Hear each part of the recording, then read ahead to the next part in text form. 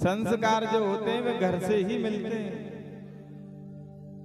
संस्कार कहीं कोई भी आपको प्रदान नहीं कर सकता। आप गुरुजनों का, बड़ों का सम्मान करेंगे या नहीं करेंगे, इसका पता कैसे चलता है? संस्कारों से। जब बेटी को विदा करते हैं तो समझा के भेजते ना उसे, सासू माता की सेवा करना, ससुर जी की सेवा करना, पति की सेवा करना, बड़ों का सम्मान करना। कौन सिखाता है? बाहर के लोग सिखाते हैं क्या? घर के सिखाते हैं। संस्कार जो जितने भी आते हैं सभी घर से ही आते हैं। अब आप कथा में बैठे हो, बातों में लगे हुए हो, तो पहचान किसकी होती है? आपकी नहीं होती पहचान, आपके घर वालों की पहचान होती है कि क्या संस्कार आपको प्रदान किए। कथा में बैठे, यहाँ बातों में लगे हुए हैं, आप घर पर सासू की, ससुर की सेवा करते हैं या नहीं करते हैं, वे आपके सब संस्कार बताएंगे। वैसे तो शास्त्रों के हिसाब से बताया है कि जब बेटी विदा हो जाती है और पति के यहाँ पहुंच जाए, उसका वही घर होता है। सास ससुर जो होते हैं वही माता और पिता हैं, उनकी सेवा करनी चाहिए। आप तो सभी लोग करते होंगे अपने सास ससुर की सेवा, सभी करते हो ना आप? करनी भी चाहिए, क्योंकि यदि आप लोग सासू माँ की सेवा करेंगे, ससुर जी की सेवा करेंगे तो वृद्धाश्रम नहीं खुलेंगे। शहरों के लोग सेवा कम करते हैं, इसलिए वृद्धाश्रम खुलने लग गए। हमारे देश में ऐसा तो पहले नहीं था ना, वृद्धाश्रम थोड़ी होते थे, लेकिन आज होने लग गए। और गर्व से कहते हैं हमारे देश में वृद्धाश्रम खूब है। अरे खूब क्यों है? आपकी वजह से। आप लोग सेवा नहीं करते। कमी किसकी है? हम लोगों की। यदि हम लोग अपने सासू की, ससुर की सेवा करेंगे तो वृद्धाश्रम क्यों खुलेंगे? पर कमी सब हमारी होती है, हमारी ही कमी है ना, तभी तो खुलते ना वृद्धाश्रम। गांव के लोग तो फिर भी अच्छे हैं, अपनी सेवा में लगे रहते हैं। शहरों के लोग ध्यान नहीं देते। शहरों में वैसे छोटे छोटे मकान होते और उसमें से बूढ़े लोगों को निकाल देते। लोग कहते हैं बचपन और बूढ़ा एक समान होता है। होता है क्या एक समान बचपन और बूढ़े? नहीं होते एक समान। बचपन बूढ़े एक जैसे नहीं होते। बच्चे को तो बड़े लाड प्यार से रखते हैं क्या नहीं रखते? बूढ़ों को रखते हैं क्या? एक छोटी सी कथा में आई बता देता हूं आपको।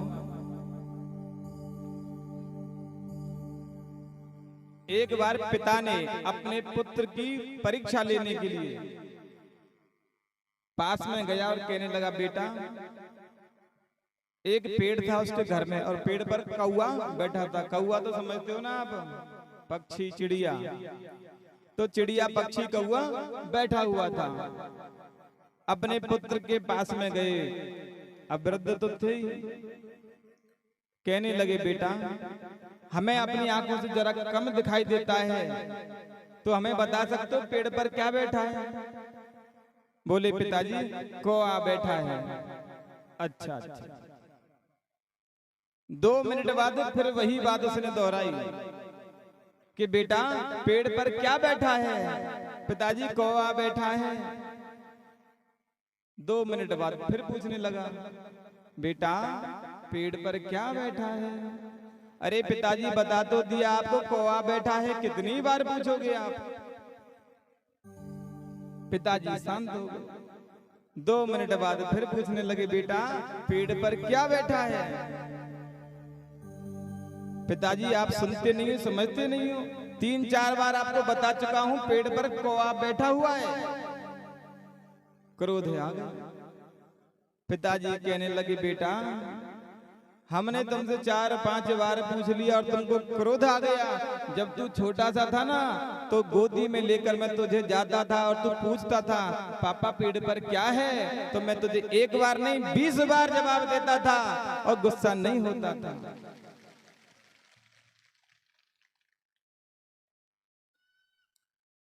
तो बचपन और बुढ़ापा एक जैसा नहीं होता। बूढ़े ने अगर एक दो बार पूछ लिया तो झुंझला जाओगे, क्रोध कर दोगे। पुत्र पर नहीं करते, चाहे वो 50 बार क्यों ना पूछे, बार बार जवाब देते।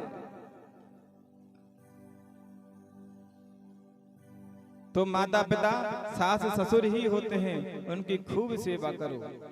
सेवा करेंगे घर में सुख शांति बनी रहेगी, घर में आनंद बना रहेगा। ये अपने जीवन में नियम अपना ही लेना, अपने जीवन में भी अपने बच्चों के जीवन में भी। बड़े लोगों का, माता पिता और गुरु का हमेशा सम्मान होना चाहिए। अतिथि का सदैव सम्मान होना चाहिए। राजा लोग पहले क्या करते थे, अतिथि चाहे कोई भी हो, चाहे शत्रु भी यदि शरण में आ जाता ना, उसे क्षमा कर देते थे, क्योंकि उनके पास में ऐसे संस्कार होते थे। गुरु लोग उनको ऐसी शिक्षा प्रदान करते थे। शरण में चाहे कोई भी हो, उसे क्षमा कर दो, क्योंकि इस संसार में कोई भी व्यक्ति परमानेंट तो है ही नहीं। परमानेंट है क्या कोई व्यक्ति? फिर भलाई और बुराई क्यों लेके जाएं, किसी की बुराई क्यों लेके जाएं? कार्य करो तो भलाई वाले कार्य करो, क्योंकि आया है उसको तो जाना ही पड़ेगा। अगर कोई परमानेंट हो तो बताओ, हाथ खड़ा करो, कोई परमानेंट है संसार में? नहीं है। हर तेरे फुले और की सावन, हर तेरे चमेली और चंदन साबुन, अरे तुम चाहे लगा ले सेंट, जगत में कोई न परमानेंट, जगत में कोई न परमानेंट रे भैया, कोई न परमानेंट।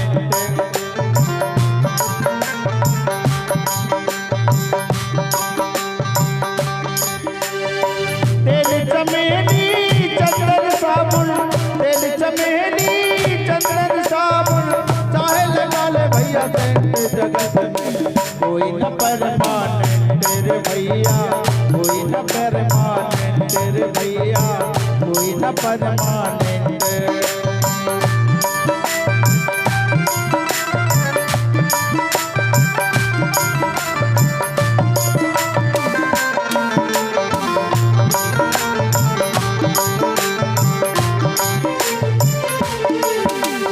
गौर से सुनिएगा भजन को। आवागमन लगा दुनिया में, जगत है रे सोरे। आवागमन लगा दुनिया में, जगत है रेस्टोरेंट रे भैया, जगत है रेस्टोरेंट रे भैया, जगत है रेस्टोरेंट। और पहलवान जी, अंत समय में उखड़ जाएंगे तेरे, अंत समय में उखड़ जाएंगे तेरे तंबू डेरा टेंट, जगत में कोई न परमानेंट, जगत में कोई न परमानेंट।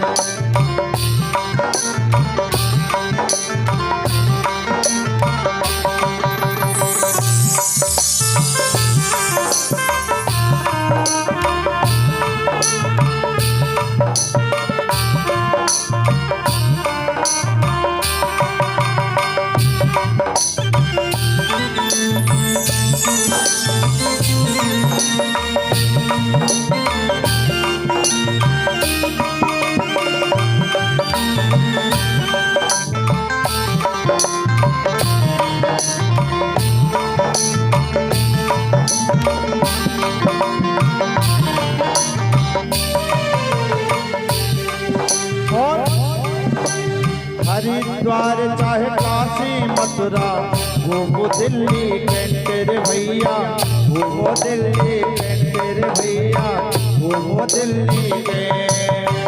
हरिद्वार चाहे काशी मथुरा, वो दिल्ली कैंट रे भैया, वो दिल्ली कैंट। और मन में नाम गुरु का राखो, मन में नाम गुरु का ले, मन में नाम गुरु का राखो, मन में नाम गुरु का राखो। इम्पोर्टेंट बात जगत में कोई न परमानेंट रे भैया, कोई न परमानेंट रे भैया, कोई न परमानेंट। चाहे आप धोती पहनो या पैंट पहनो, लेकिन मन में नाम गुरु जी का होना चाहिए। इसीलिए तो कहा है मन में नाम गुरु का राखो, मन में नाम गुरु का राखो। धोती पहनो या पैंट जगत में कोई न परमानेंट रे भैया, कोई न परमानेंट रे भैया, कोई न परमानेंट।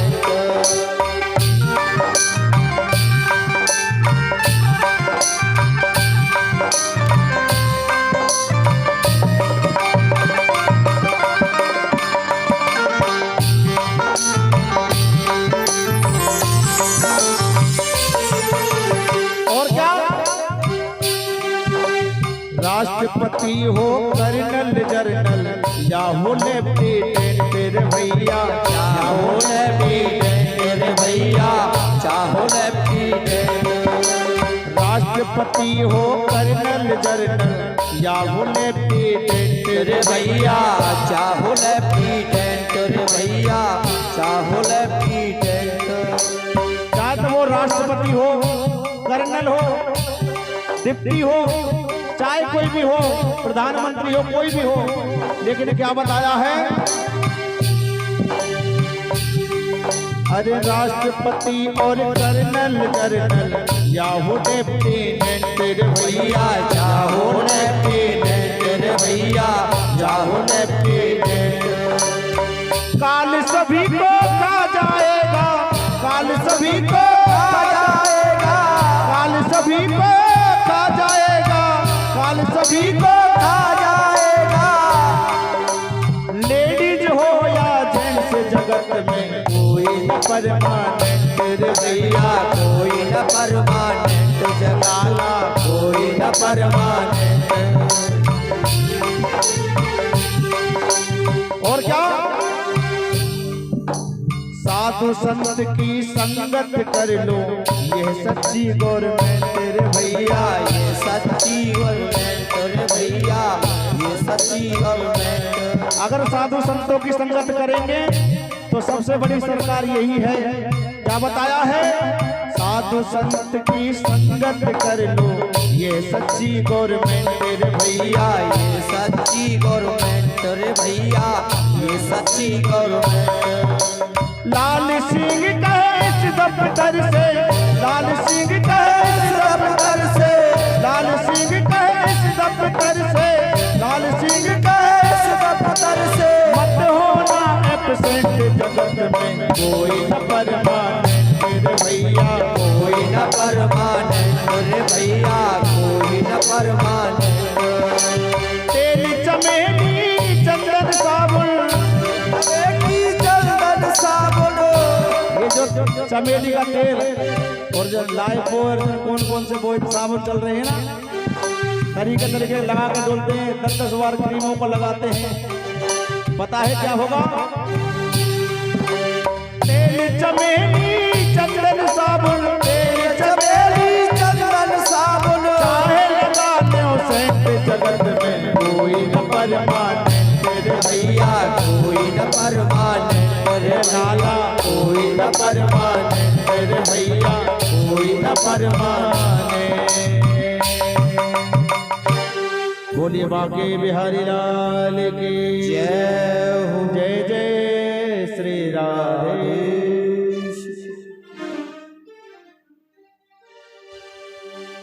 आज लोग बागों की भीड़ ज्यादा आ रही, क्या बात है?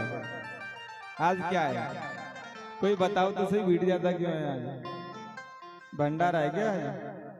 अच्छा अच्छा, भंडारे की भीड़ है ये, तो भंडारे के इंतजार में बैठे हुए हैं, कब हो भंडारा शुरू है ना?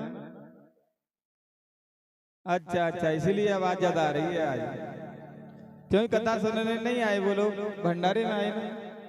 और भंडारा तो शाम को 6 बजे होगा, अभी से आकर बैठ गए।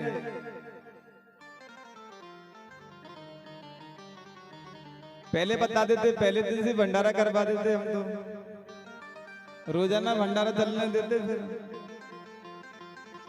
हमें नहीं पता था कि भंडारे में लोग आएंगे।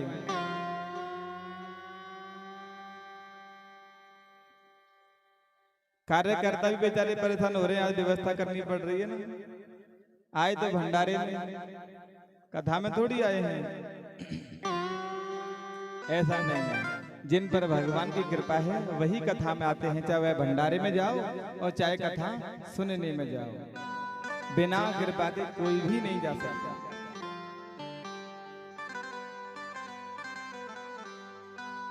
क्योंकि जितने लोग आप बैठे हैं इतने तो गली मोहल्ले में होते हैं लोग, तो पूरा गली मोहल्ला थोड़ी जाता कथा सुनने।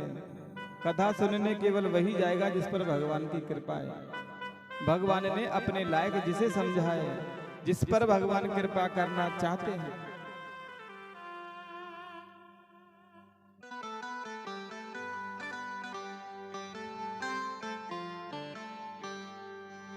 राधे राधे।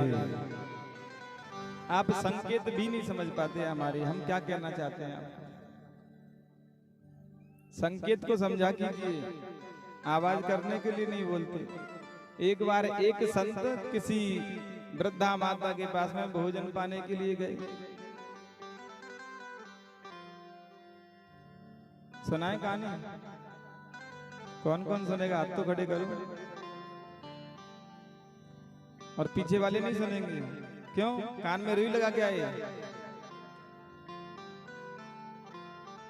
तो संत पहुंच गए वृद्धा माता के पास में भोजन पाने के लिए। वृद्धा माता ने थाली परोस दी, अनेक प्रकार के व्यंजन बनाए, लेकिन पापड़ उसने जो बनाए थे थोड़े दूर रखे हुए थे और जल्दीबाजी में परोसना भूल जाते हैं। होता ना कई बार, जल्दीबाजी में परोसना भूल जाते हैं। वे माता जी भी भूल गई। लेकिन मानव का ये मन होता है, दो कौड़ी की चीज अगर ना मिले तो करोड़ों की लगती, और करोड़ों की अगर कोई चीज मिल जाए तो 2 कौड़ी की लगती। अब थाली भर भोजन पर ध्यान में जाए संत का, पापड़ पे मन जाए। संत कहने लगे, माता जी आज भगवान की बड़ी कृपा रही जो हमें आपका भी दर्शन मिल गया, यहाँ तक हम सही सलामत पहुंच गए। बोले क्यों, क्या हुआ? बोले क्या बताएं माता जी, आज हम जब आ रहे थे पैदल पैदल तो हमने एक बड़ा भारी लंबा सर्प देखा। अच्छा महाराज? हाँ, बड़ा भारी लंबा, ऐसे समझो यहाँ से और जो पापड़ की थाली रखी है ना वहां तक। अरे महाराज, मैं जल्दबाजी में पापड़ परोसना भूल गई। नहीं, हम तो कह रहे थे। तो संकेत से भी काम चल जाता है। लेकिन आप किन में से हो? कभी कभी जिनका संकेत से भी काम नहीं चलता। सुनाए बिना संकेत वाली कहानी आपको। किसी गांव के व्यक्ति की शादी शहर में हो गई। थोड़े आगे आगे हो जाओ, भंडारे वाले भी तो आए हुए ना। तो शादी हो गई शहर में और पढ़ी लिखी पत्नी मिल गई। ससुराल तो जाते ही हैं। पत्नी उनकी मायके में थी। सो एक दिन सोचा कि पत्नी से मिले आते हैं, काफी समय हो गया गए हुए, तो हम उनको ले आते हैं। तो ससुराल की ओर चल दिए। ससुराल पहुंचे तो बड़ी आव भगत हुई। आव भगत तो होती है, पावड़ा की होती है ना, खूब सेवा करते हैं मेहमान की। पावड़ा समझते हो? मेहमान। बड़ी आव भगत थी। लेकिन जब उनकी पत्नी थी, पढ़ी लिखी थी, पुराने जमाने की बात है, चूल्हे पर भोजन बनाते थे। पहले बनाते थे, आजकल चल गया ये गैस का। पहले चूल्हे पर भोजन बनाते थे। तो हाथ मुंह धुलाया, स्नान ध्यान कराया और भोजन के लिए बोल दिया कि आओ भोजन पालो। तो गरम गरम भोजन बनाती जाए। अब मेहमान आए तो रोटी कौन बनाए? पूड़ियां बनाते हैं ना पूड़ियां। तो उसने भी पूड़ियां तलना प्रारंभ कर दिया। अब मेहमान जाते हैं तो 2-5 लोग अड़ोस पड़ोस के भी आ जाते हैं, सभी वहीं बैठे हुए थे। पत्नी गरम गरम पूड़ियां बनाती और थाली में परोस देती। अब बेचारा थका हारा आया था, बड़ी जोर की भूख थी उसे। जो पूड़ी को उठाता और उसको तोड़ता नहीं, 2 कौर भी नहीं करता, सीधा पूड़ी में लेता और खा जाता। अब सब लोग देखते कि कैसा भूखा ये मेहमान आया। अब पत्नी को ये बात अच्छी नहीं लगी कि मेरा पति एक साथ में एक पूड़ी खा रहा है। कह भी नहीं सकती तो इशारे में बात करती है उससे, कहती है कम से कम एक पूड़ी के 2 कौर तो कर। राधे राधे, कि एक पूड़ी के 2 कौर तो कर कम से कम। अब उसने सोचा पत्नी कह रही है थके हारे आए हो, एक पूड़ी से क्या होगा, 2 पूड़ी खाओ। तो एक पूड़ी पर साग रखता, ऊपर से दूसरी पूड़ी, और दोनों को एक साथ खाता। अब गांव वाले जो थे सब देख करके हंसने लगे। अब पत्नी का मन ही मन जलता जाए। इसको समझाया एक पूड़ी के 2 कौर करे और ये 2 पूड़ी एक साथ खाता, लेकिन कह नहीं सकती सबके बीच में। तो चूल्हे से कहने लगी, हे चूल्हे तू पहले जैसे जल रहा था वैसे ही जलता जा। और अपना माथा उसने पीटा। हे भगवान, अब उसने देखा अपनी पत्नी की ओर कि पत्नी कह रही है कि पहले प्रणाम तो कर। अब वह 2 पूड़ी ले और पहले उन पे माथा टेके फिर खाए, क्योंकि वह अनपढ़ था, गांव का नहीं था, गांव का था ना। तो इशारे से भी हर जगह कार्य नहीं चलता। अब आपको कितना ही इशारा दे दो, कथा चल रही है शांत हो जाओ, पर आप नहीं होने वाले, क्योंकि आपको 2 पूड़ी खानी है एक साथ। चिंता मत करो, आज भंडारा है, सबको मिलेगा, पर थोड़ा लेट मिलेगा। क्योंकि यदि आप बातों में लगे रहोगे तो कथा लेट होगी, और कथा लेट होगी तो भंडारा भी। अब आप बताओ, भंडारा जल्दी करना कि लेट करना? फिर मत कहना महाराज खूब लेट कर दिया, कोई नहीं कहेगा, पर भंडारा मिलना चाहिए, चाहे कितने बजे मिल जाए, है ना।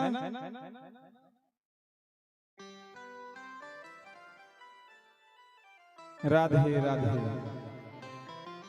बच्चों की आवाज खूब आती है, देखो जितनी आप सबकी आ रही है, इतनी 2 बच्चों की आवाज आ रही है। राधे राधे। अब तो जूस दिखाया।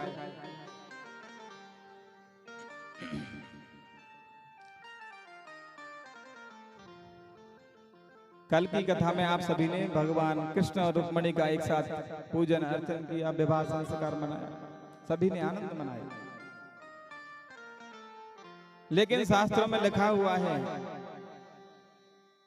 कि जिसके पास में जितनी खुशी होती है, जितना आनंद होता है, उसे नजर भी लग जाती है। दुख में तड़पो मती और सुख में फूलो मती। दुख में तड़पना नहीं चाहिए और सुख में फूलना नहीं चाहिए। अब भगवान गोविंद के यहाँ काम किस बात की कमी थी? कमी थी क्या उनके यहाँ? द्वारका के राजा थे, अपनी पत्नी को लेकर के द्वारका आए। कुछ समय के बाद में पुत्र हुआ प्रद्युम्न।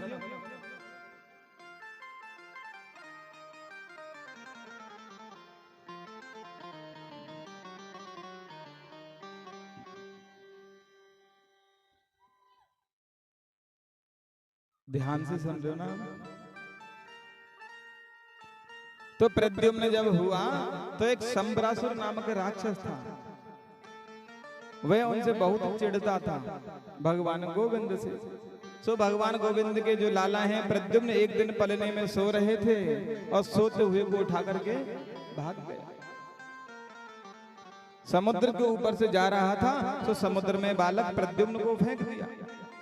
वहां एक मछली ने उनके बालक को निगल लिया। लेकिन शंबरासुर के पहले जमाने में अपने पर्सनल मछुआरे होते थे जो केवल राजा के लिए ही कार्य करते थे। रसोईया होता था, वह केवल राजा के यहाँ ही भोजन बनाता था। तो मछुआरे गए और मछली को लेके आ गए और संयोग से वही मछली आ गई जिसने प्रद्युम्न को निगला था। संबरासुर के यहाँ पर रसोईया का काम करती थी विद्यावती। उसने मछली को लिया और पेट को जब फाड़ा तो उसमें एक बालक को पाया। राजा को देने के लिए जा रही थी, तभी वहां पर नारद मुनि पहुंच गए। बोले देवी क्या करती हो? अरे महाराज, मछली के पेट में बालक निकला है, सो राजा को देने जा रही हूं। कि ये जो बालक है ना तुम्हारे पति हैं। जब शिव तीसर नयन उघारा, निरखत काम भयउ जरी छारा। जब भगवान शंकर ने तीसरा नयन खोलकर कामदेव को भस्म कर दिया था, ये वही तुम्हारे पति हैं जो भगवान गोविंद के पुत्र बन करके आए हैं। इनका लालन पालन करो। जब प्रद्युम्न बड़े हो गए, संबरासुर के साथ में युद्ध किया और वहां से जीत करके अपनी पत्नी विद्यावती को साथ लेकर के भगवान गोविंद के यहाँ द्वारका पहुंच गए। लेकिन तब तक भगवान गोविंद के 16,107 विवाह हो चुके थे। भगवान का दूसरा विवाह जाम्बवती से हुआ, तीसरा विवाह सत्यभामा से हुआ। सुखदेव स्वामी से पूछने लगे, हे प्रभु, ये जाम्बवंत जी कौन है? जाम्बवती कौन है? सत्यराजित नाम के एक राजा, जिनके पास में एक मणि थी, पारस मणि जैसी एक मणि थी, जिसकी कोई भी नित्य प्रति अगर पूजन करे तो 8 बार स्वर्ण प्रदान करती थी। 8 बार 2 कुंटल 200 किलो सोना देती थी। तो भगवान गोविंद ने कहा, इसे हमारे राजकोष में रखवा दो, जन कल्याण होगा, प्रजा का कल्याण होगा। सत्यराजित ने मना कर दिया। लेकिन उनके भाई एक दिन प्रसेनजित उस मणि को पहन करके वन की ओर गए थे। शेर से उनका युद्ध हुआ और शेर ने उन्हें मारा। और मणि को लेकर के शेर जब जा रहा था तो जाम्बवंत जी मार्ग में मिल गए। जाम्बवंत तो जानते हैं ना, कहे रीछपति सुन हनुमान, जो रीछपति हैं। उन्होंने शेर को देखा और शेर के साथ युद्ध किया, शेर को मार दिया और मणि को लेके अपने घर आ गए और उस मणि को अपनी पुत्री को दे दिया। प्रातः काल होते ही जब सत्यराजित को पता चला कि मेरे भाई को किसी ने मार दिया, तो सोचने लगा, कल गोविंद हमारे द्वार पर आए थे, मणि की याचना कर रहे थे, हमने मना कर दिया। लगता है उन्होंने ही हमारे भाई को मारा है। भगवान मन ही मन सोचने लगे, ये तो कलंक लग गया, लगता है चौथ का चंद्रमा देख लिया। चौथ का चंद्रमा नहीं देखना चाहिए ना, लेकिन हमने देख लिया, इसलिए कलंक लग गया। तो भगवान गोविंद खुद ही पहचान करने के लिए गए तो क्या देखते हैं, वन में जहां पर प्रसेनजित मरा हुआ पड़ा था, वहां शेर के पद चिन्ह बने थे। शेर के पद चिन्हों पर गए तो क्या देखते हैं, एक रीछ के भालू के पद चिन्ह बने हुए। और भालू के जो पद चिन्ह हैं वह एक गुफा की ओर जाते हैं। गुफा में प्रवेश किया। उस समय उनकी जो पुत्री है जाम्बवती उस मणि से खेल रही थी। जाम्बवंत जी ने देखा और भयंकर युद्ध हुआ। भगवान ने जाम्बवंत की नस नस ढीली कर दी। बोले, महाराज मैं पहचान गया, आप मेरे प्रभु श्री राम हैं, क्योंकि आपने त्रेता युग में कहा था कि तुम्हारी आकांक्षा जरूर पूरी करेंगे।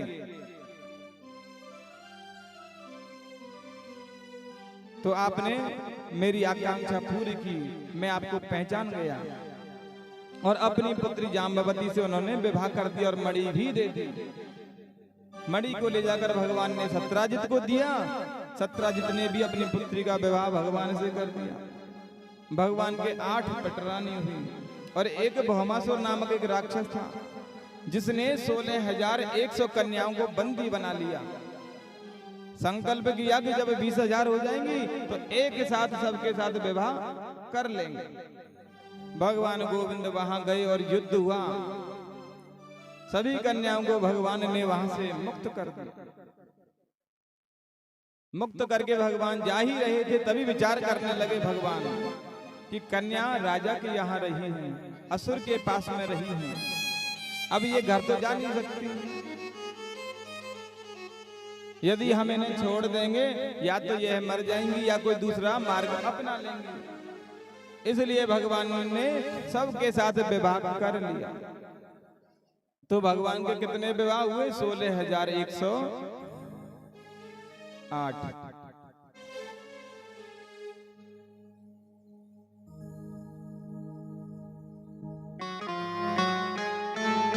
भगवान के एक मित्र, बचपन के मित्र हैं भगवान के, सुदामा जी महाराज। जानते ना भगवान के मित्र कौन है? सुदामा। एक साथ गुरुकुल में पढ़ाई की थी उन्होंने।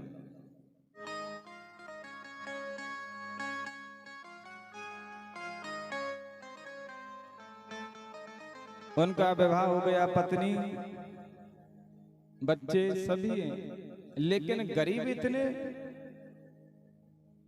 सुबह अगर भोजन कर ले शाम का प्रबंध नहीं, शाम को पाले तो सुबह का प्रबंध नहीं, बहुत नितांत विपन्न।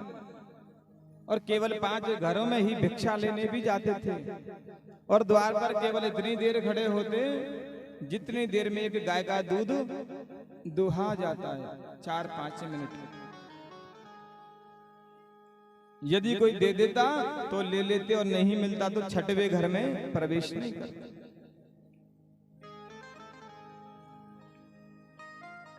उनकी पत्नी सुशीला देवी कहने लगी, प्रभु आपके बचपन के मित्र भगवान गोविंद हैं। बोले हाँ, हमारे बचपन के मित्र हैं। तो क्या आपका मन नहीं होता कि हम उनका दर्शन करें? अरे देवी, इस संसार में ऐसा कौन सा जीव होगा जो नहीं चाहता कि भगवान का दर्शन हो? आप नहीं चाहते कि भगवान का दर्शन हो? नहीं चाहते ना? आप चाहते हैं? आप सभी जीव चाहते हैं कि भगवान का दर्शन हमें मिले। पर देवी, तुम तो जानती हो कि मित्र के यहाँ और गुरु के यहाँ कभी भी खाली हाथ नहीं जाना चाहिए। आजकल तो खाली हाथ चले जाते हैं लोग बाग। पुराने समय में यदि रिश्तेदार के यहाँ भी जाते तो कोई फल वगैरह लेके जाते थे ना। आजकल तो खाली हाथ जाते हैं। ऐसा नहीं होना चाहिए। किसी के यहाँ भी जाओ, कुछ ना कुछ लेकर जरूर आओ। हमारे महाराज रोजाना समझाते हैं आपको कि भगवान के द्वार पर कभी भी जाएं तो खाली हाथ नहीं जाना चाहिए।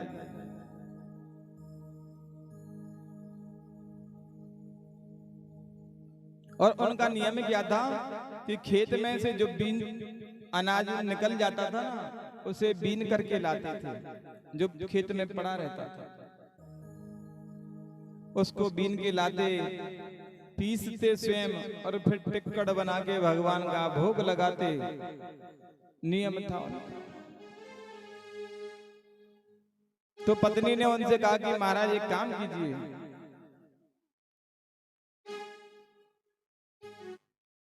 महाराज मैं आपका कुछ ना कुछ इंतजाम करती हूँ, आप अपने यहाँ मित्र के यहाँ जाने की तैयारी शुरू कर दो।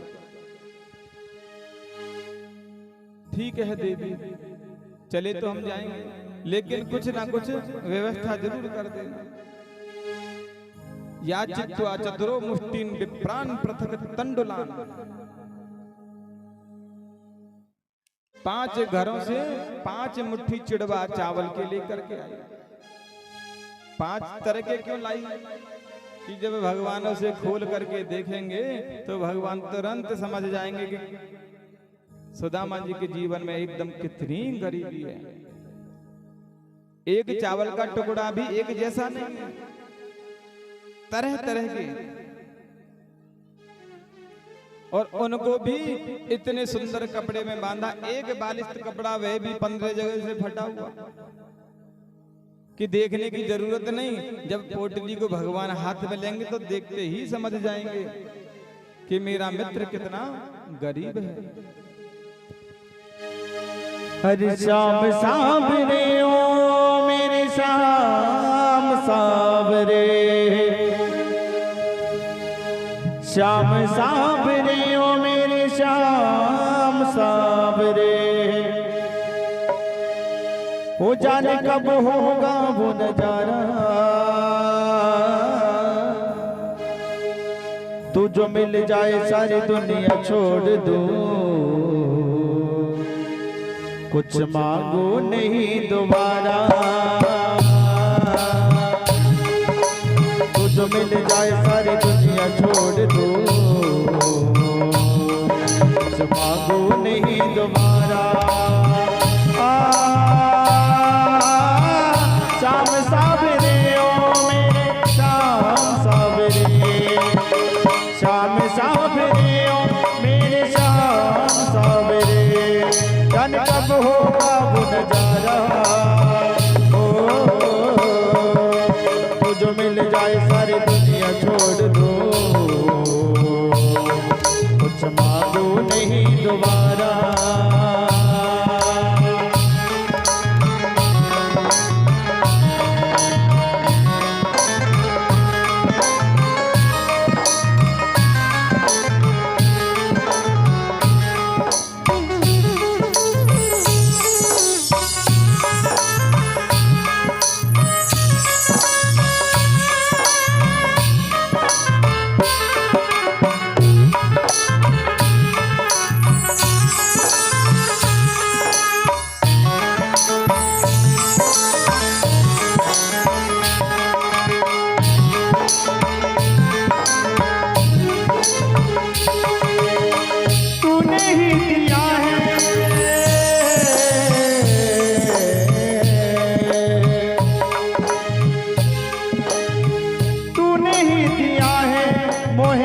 सब कुछ दिया है, सब कुछ दिया है, तेरा शुक्रिया है कान्हा, तेरा शुक्रिया है, तेरा शुक्रिया है।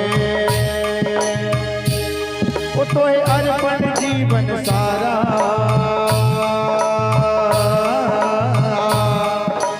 तू जो मिल जाए सारी दुनिया छोड़ दो,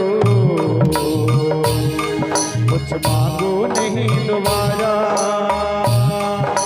तू जो मिल जाए सारी दुनिया छोड़ दो, कुछ मांगो नहीं दोबारा।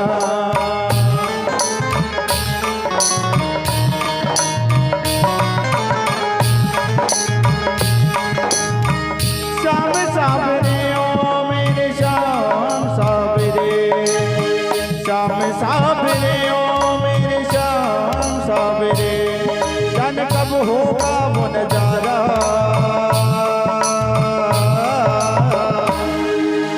तू जो मिल जाए सारी दुनिया छोड़ दो, कुछ मांगू नहीं दोबारा। तू जो मिल जाए सारी दुनिया छोड़ दो, कुछ मांगू नहीं दोबारा।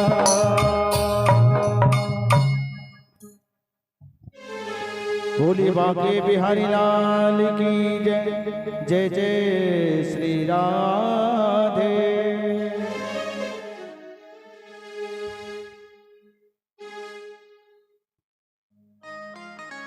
राधे राधे।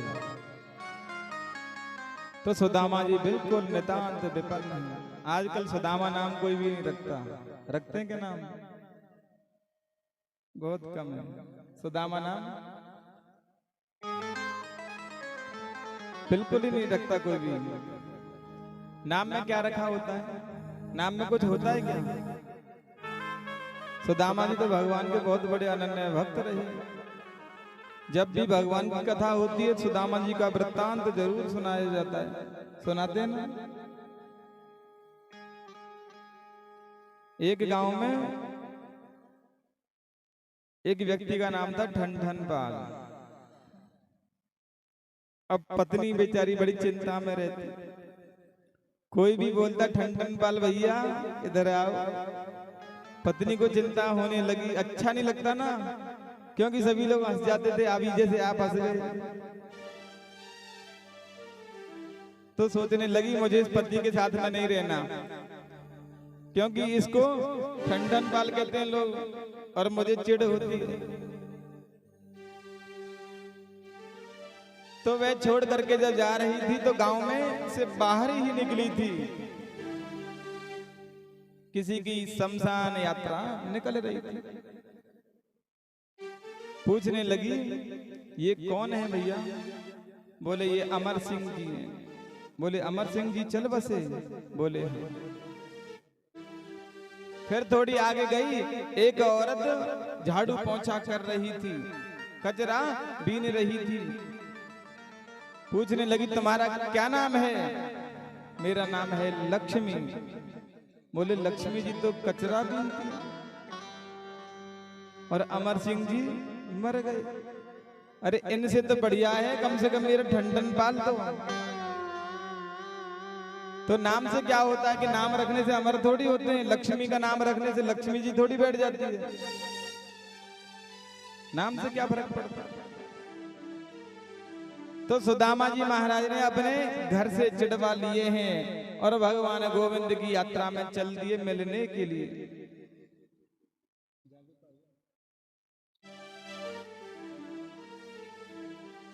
लेकिन सुदामापुरी से द्वारकापुरी बहुत दूर है, जाने में बहुत समय भी लगता है और साधन तो थे ही नहीं उस जमाने में। साधन नहीं थे तो पैदल पैदल पोटली को लिया और हाथ में एक छड़ी ली और धीरे धीरे चलने लगे।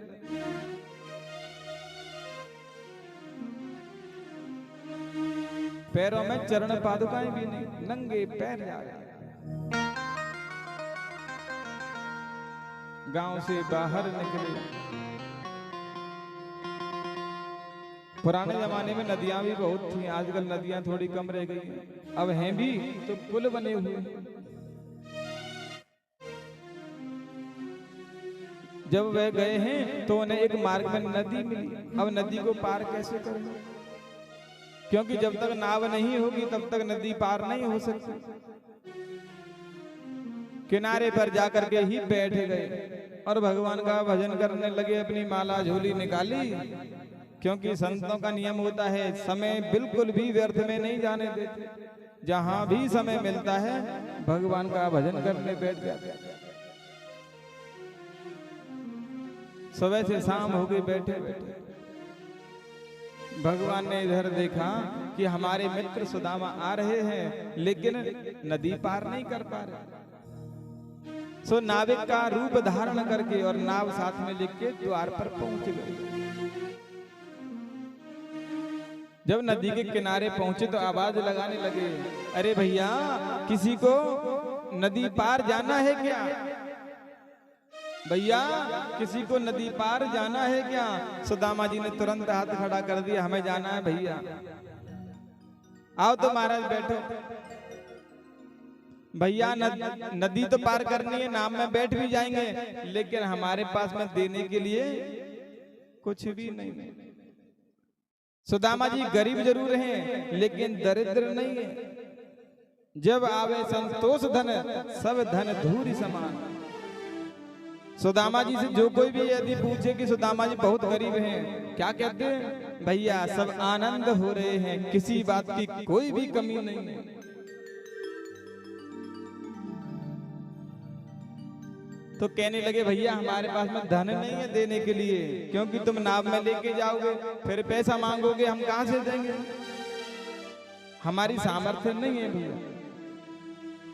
तो नाविक कहने लगा, हे ब्राह्मण देव, मैं संतों को और ब्राह्मणों को बिना पैसे लिए ही नदी पार करवा। नहीं भैया कहीं ऐसा नहीं हो बीच में ले जाके बोल दे कि महाराज या तो पैसे निकालो नहीं डुबा दूं आपको, हमको भैया तैरना भी नहीं आता। अरे नहीं महाराज ऐसा कुछ भी नहीं होगा, आप बैठिए मैं आपको नदी पार करवा लेता हूं। सुदामा जी नदी में वो नाव में बैठ गए नदी पार करने के लिए। थोड़ी सी दूर ही चले होंगे कि सुदामा जी ने अपनी माला झोली निकाली और राम राम जपने लगे, भगवान का भजन करने लगे। और नाविक मन ही मन सोचने लगा कैसा स्वार्थी ब्राह्मण है, बात भी नहीं करता। तो पूछने लगा, अरे भैया आप कौन हैं? सुदामा जी मन में सोचने लगे इसको क्या मतलब है, हम कौन हैं, कहाँ जा रहे हैं? नदी पार करवानी है, करवा दो। कहने लगे भैया हम सुदामा हैं। अच्छा महाराज। और फिर माला जपने लगे, अपनी तरफ से कुछ भी नहीं बोलते, ना उसका नाम पूछते।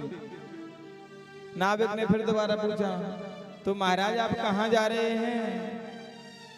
सुदामा जी बोले, तुम्हें क्या करना है भैया, हम कहाँ जा रहे हैं? तुमको नदी पार कराने सो करा दो।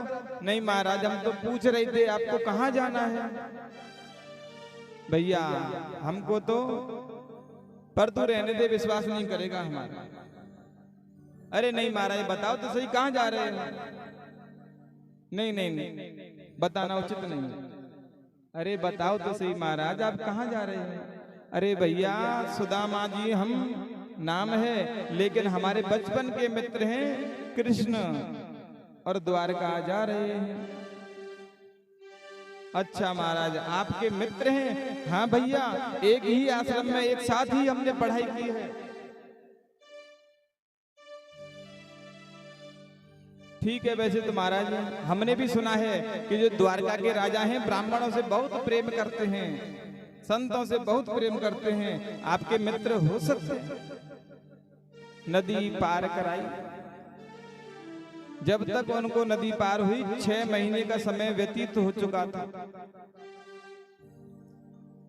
और थकान में भरे हुए थे।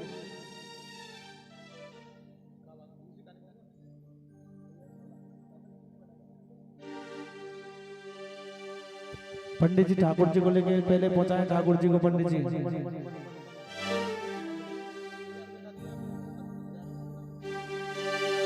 कन्हैया हर घड़ी मुझको तुम्हारी याद आती है, तुम्हारी याद आती है। मुझे मोहन रुलाती है, तुम्हारी याद आती है। मुझे मोहन रुलाती है, तुम्हारी याद आती है। कन्हैया हर घड़ी मुझको तुम्हारी याद आती है, तुम्हारी याद आती है। मुझे मोहन रुलाती है, तुम्हारी याद आती है।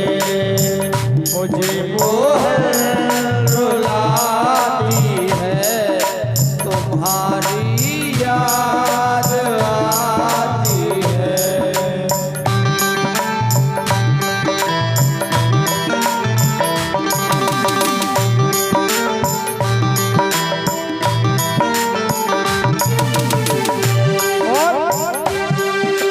तुम्हारी याद में मोहन न हमको नींद आती है।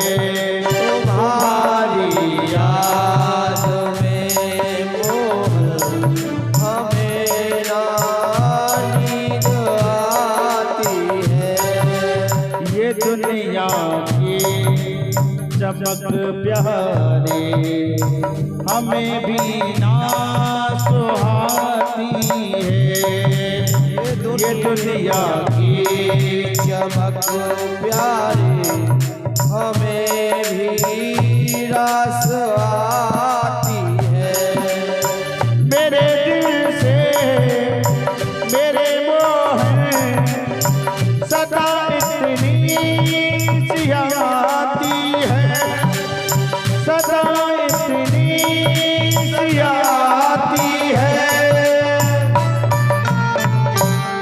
मुझे मोहन रुलाती है, तुम्हारी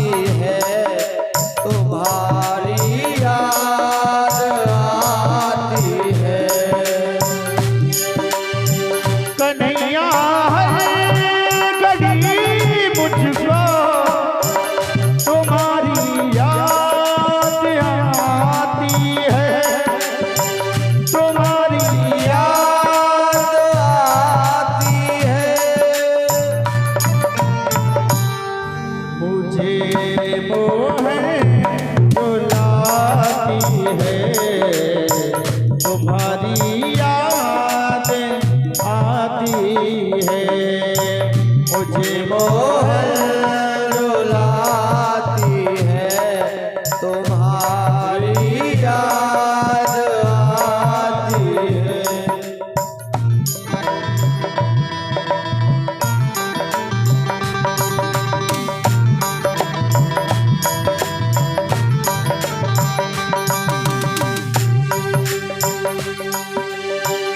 मैंने मोहन को बुलाया है वो आता होगा। मैंने मोहन को बुलाया है वो आता होगा। वो आता होगा, वो आता होगा, वो आता होगा, वो आता होगा। जो कुछ भी था दिया तुमने वही तुमको चढ़ाते हैं। है मेरी आँख में आंसू यही तुमको दिखाते हैं। भगत की आँख में आंसू न मोहन देख पाते हैं, न मोहन देख पाते हैं। तेरी उल्फत के बिंदु हैं, तेरी उल्फत के बिंदु हैं। यही तुमको बताते हैं, यही तुमको बताते हैं।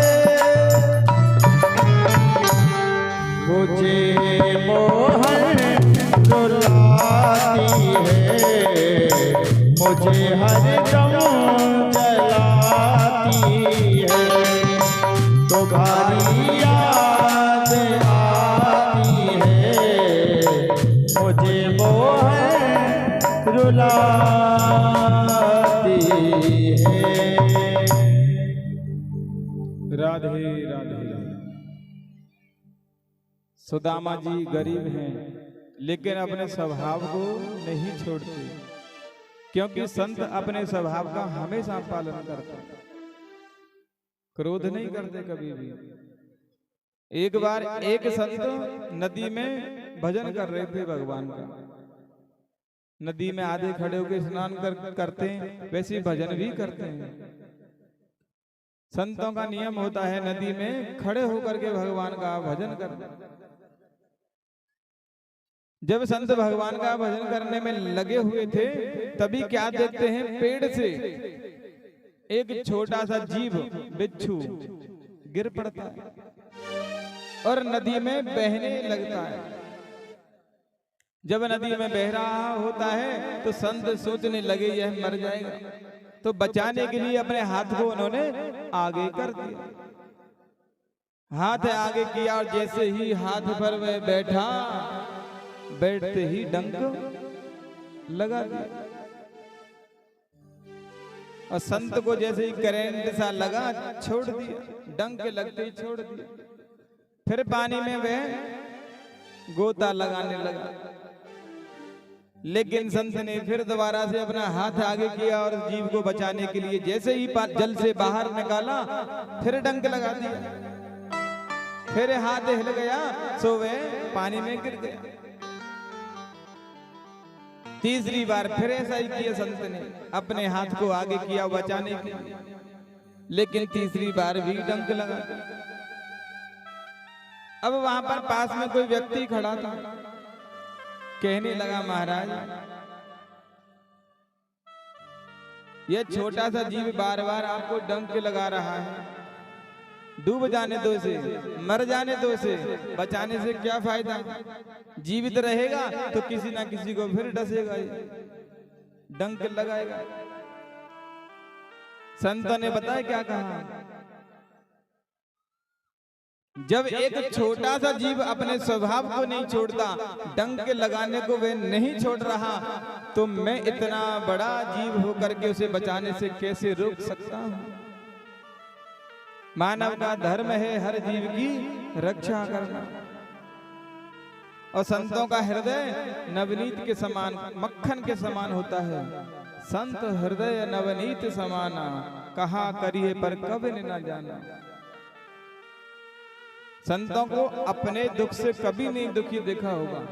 संत हमेशा जगत का कल्याण, दूसरों का भला चाहते हैं। दूसरों का भला कैसे हो? लेकिन हम लोग केवल अपना भला चाहते हैं, हमारा भला कैसे? दूसरा भले ही मर जाए पर अपना भला देखते हैं। तभी तो कहा है कि जीव बड़ा स्वार्थी है। सुर नर मुनि सबकी यह रीति, स्वार्थ लाग करे सब प्रीति। सभी लोग स्वार्थी हैं, केवल अपना भला जानते कि हमारा भला कैसे हो। दूसरा चाहे मर जाए पर दया नहीं करेंगे। दया क्यों नहीं करते? क्योंकि कलयुग में दया कम रह गई है। कलयुग में तो केवल एक है दान, दान करे कल्याण। और उसको भी यदि दान करने जाओ तो पड़ोसी मना कर देगा, क्यों भैया इतना करने से क्या होगा? उनके पास में क्या कमी है? मंदिरों में पैसा पहले से ही बहुत है। कहते हैं ना कि मंदिर में दान करने से क्या मिलेगा? मंदिरों में तो पहले से ही पैसा बहुत है और एक से एक बड़े करोड़पति जुड़े हुए हैं। तुम दोगे 10, 20, 50 रुपए, वहां से करोड़ों रुपए आते हैं मंदिर में। अरे भले ही करोड़ों आते हैं, लेकिन हमारे संस्कार क्या कहते हैं कि अपनी जो पुण्य की जो कमाई है उसमें से भगवान के लिए अर्पण करना है। मंदिर में करोड़ों क्या अरबों आओ, हमें उससे क्या? आपने क्या किया अपनी कमाई में से? हमको अपना ध्यान रखना है या संसार का ध्यान रखना है? वैसे तो हम स्वार्थी हैं अपने सभी काम में, लेकिन जब भगवान की बात आ जाएगी ना भैया, वो ही जाने इन धर्म कार्यों को तो वही करता है, हम तो जानते नहीं, कभी करवाई ही नहीं हमने तो। ऐसे ही होता है ना। एक बार क्या हुआ, एक काशी के ब्राह्मण भागवत जी पढ़ने गए और भागवत जी का अध्ययन करके वहां से लौटे तो ट्रेन में बैठ गए। अब कहीं पर जब ट्रेन रुकी तो ब्राह्मण ने सोचा कुछ फल ले लिए जाएं। तो फल लेने के लिए स्टेशन पर उतर गए। तभी जब उन्होंने फल लिए वहां से और पैसे देने लगे, जेब में जैसे ही हाथ डाला, जेब में से हाथ आर पार निकल गया। अरे लगता है किसी ने हमारी जेब काट ली, और साथ में वह टिकट थी वह भी। अब करें क्या? अगर ट्रेन में बैठ जाएंगे तो टीटी पकड़ लेगा और दंडित करेगा, पैसा हमारे पास में है नहीं। तो बेचारे जैसे तैसे करके स्टेशन से पार हुए और जब निकले हैं तो एक गांव उन्हें नजर आया। सोचने लगे एक काम करते हैं, हमको भागवत जी तो आती है, क्यों ना इस गांव में भागवत जी कर दें। तो भागवत जी करने के लिए उस गांव में, हर गांव में एक पुजारी होता है। आपके गांव में है ना पंडित जी? आपके गांव में नहीं है क्या?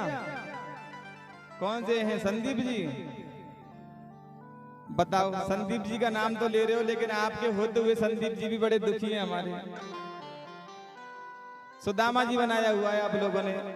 एक ब्राह्मण है संदीप जी। संदीप में और सुदामा में कोई अंतर है क्या? एक ही राशि है बेचारों की। इससे बढ़िया तो सुदामा नाम रख दो आप उनका।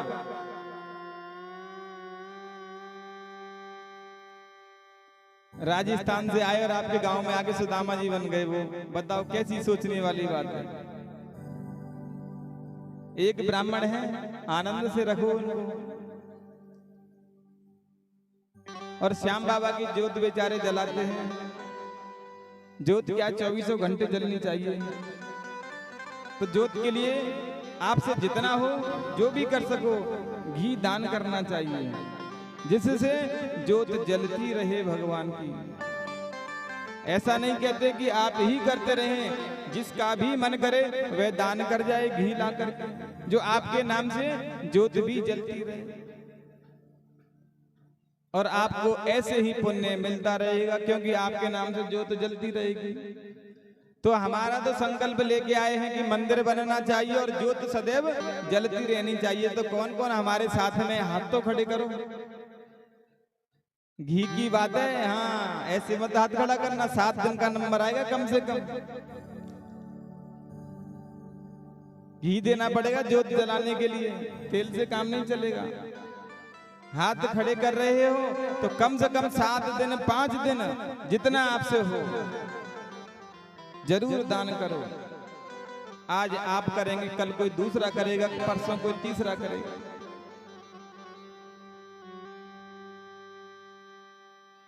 और संदीप जी को सभी जानते हो, पर सुदामा मत बनाओ, आप उन्हें राजा बना के रखो, क्योंकि एक ही हैं आपके गांव में। अगली बार आएंगे हम, ऐसे नहीं लगने चाहिए हमें, है ना। छुआरा बना दिया बेचारे संदीप जी को आपने। छुआरा तो समझते हैं ना। सुदामा जी आ गए हमारे, देखो अब संदीप नहीं बोलेंगे हम। अब सुदामा जी की हालत आपको सुधारनी है, क्योंकि सुदामा जी कभी किसी से कुछ मांगते नहीं है। अभी बताया ना आपको, कुछ भी नहीं मांगते। जो दे उसका भला, जो नहीं दे उसका ज्यादा भला हो।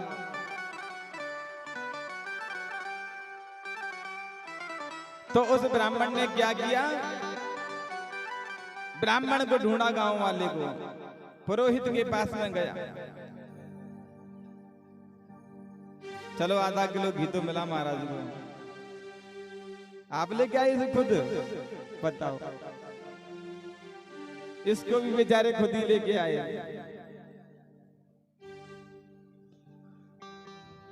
तो जो ब्राह्मण था वह गया पुरोहित के पास में, बोले महाराज हम यहाँ भागवत करना चाहते हैं। बोले भागवत, ये भागवत क्या होती है, हमने तो इसका नाम कभी सुना ही नहीं, हमारे गांव वाले तो इसे जानते ही नहीं। अरे महाराज भगवान गोविंद की जो कथा है ना, भागवत जी, वह हम करना चाहते हैं आपके गांव में। नहीं नहीं नहीं, हमारे गांव के जो प्रधान जी है ना, वे आपसे कथा नहीं करवाएंगे। कोई खेल आता हो तो खेल कर सकते हो, भागवत तो नहीं। अरे महाराज, तो जैसे आप भी ब्राह्मण और हम भी ब्राह्मण, कम से कम जात के हैं तो एक लाज तो रख लो हमारी। बोले ठीक है भैया।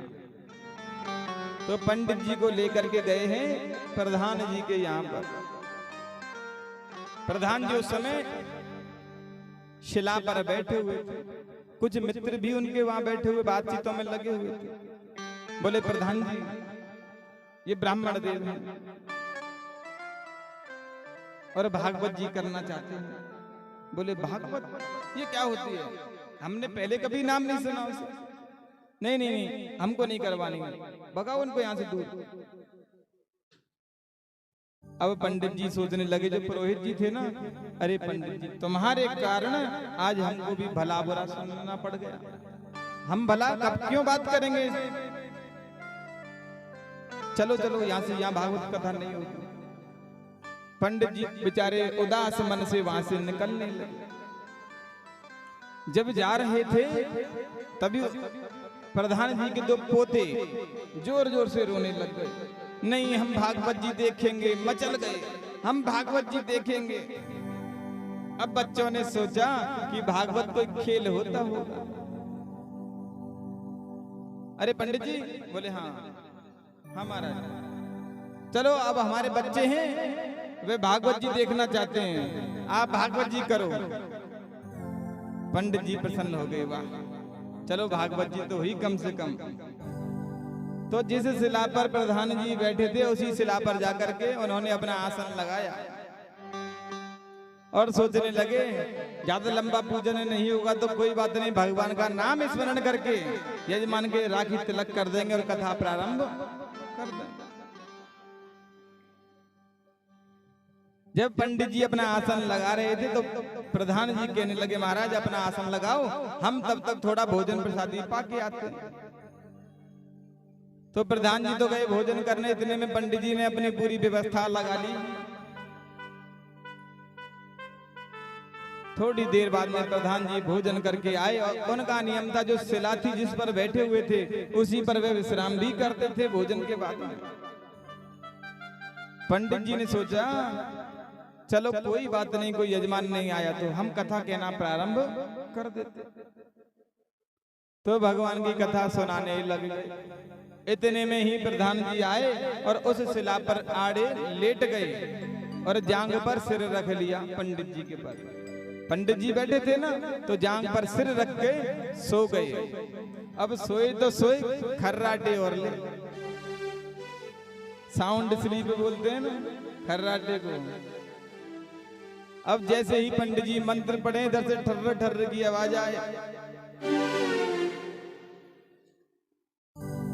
अब पंडित जी 2 मिनट सुनाए, 3 मिनट सुनाया, पंडित जी का भी माथा खराब हो गया कि कथा सुने तो सुने पर ये खर्राटे बंद नहीं कर रहा। बोले अरे प्रधान जी आप जगिए, हम आपके लिए पुण्यमयी भागवत कथा सुना रहे हैं, इसका आप रसपान कीजिए। अब कई लोग होते हैं कि कोई नींद में उन्हें जगा दे तो बड़ा बुरा लगता है। होते ना कई लोग नींद में जगा दो तो। माता बहनें तो समय से जगती हैं, माता बहनें नहीं करती क्रोध। क्रोध कौन करता है? पुरुष वर्ग करता है ना।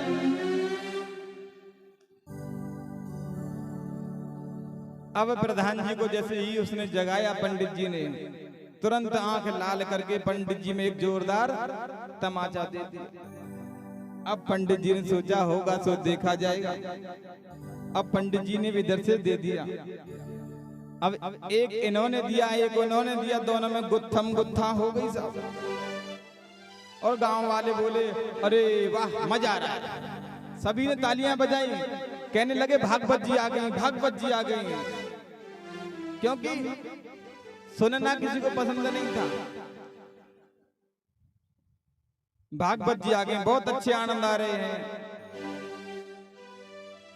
इतने में ही लड़ते लड़ते, पहले जमाने में गांव गेहूं को रखने के लिए खड्डा सा बनाते थे, तो लड़ते लड़ते दोनों खड्डे में गिर पड़े और दोनों में गुत्थम गुत्था हुए और सभी लोग तालियां बजाएं, वाह भागवत जी आ गई आज तो, बड़े आनंद की बात है। बच्चे भी नाचे क्योंकि समझ नहीं पा रहे बात क्या है हुई, बस भागवत जी देखनी थी। गुत्थम गुत्था होने लगी। बैठा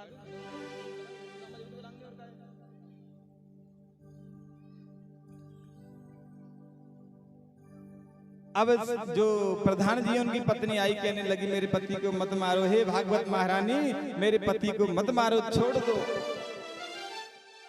बहन आई, कहने लगी मेरे भैया को छोड़ दो भागवत महारानी, चाहे आप रुपया पैसा ले लो,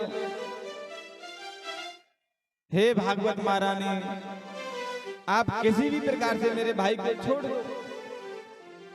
तो पंडित जी कहने लगे छोड़ तो हम देंगे लेकिन रुपये लगेंगे 500। और तुरंत घर में दौड़ के गई, 500 की जगह 1000 लेके आई और महाराज को दिए। अब महाराज भी सोचने लगे चलो हुआ सो हुआ, एक काम करो सीढ़ी लगाओ हमारे लिए। सीढ़ी लगवाई गई। सीढ़ी पर बैठ करके पंडित जी बाहर आए। अब गांव वाले सोचने लगे बढ़िया रहा भैया, ये तो प्रधान जी पर भागवत जी चढ़ी, किसी गरीब गुरबा पर चढ़ जाती तो पैसे भी कहां से देता बेचारा। तो ऐसे हमारे पंडित जी बेचारे, इनका ध्यान रखा करो आप सुदामा जी का। बोलते नहीं है ना किसी को, अब भागवत जी चढ़ जाएगी तो फिर आपको देना पड़ेगा। हाँ ध्यान रखना इस बात का। दो कुर्सी लेके आओ, 2-3 कार्यकर्ता 2 कुर्सी लेके आए पहले। तो भगवान गोविंद के यहाँ पर जा रहे हैं सुदामा जी। सुदामा जी ने नदी के किनारे ही एक मिट्टी का तकिया बनाया और आंख बंद कर ली और भगवान का भजन करने लगे। क्या सोचते हैं सुदामा जी? अरे भगवान आपको आना है तो आओ। अब हमारे बस की बात नहीं है कि हम वहां पर आए, अब हमारी बस की बात नहीं महाराज। चलते चलते 6 महीने हो गए, थक गए हैं महाराज।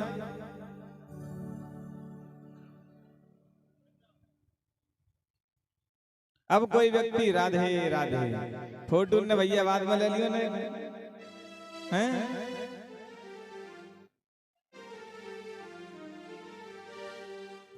तो सुदामा जी मन ही मन सोचते हैं भगवान अगर तेरी गरज पड़े तो बड़ा बोला भैया, अब हमारे बस की बात ना है भैया, हम तो बहुत थक गए हैं।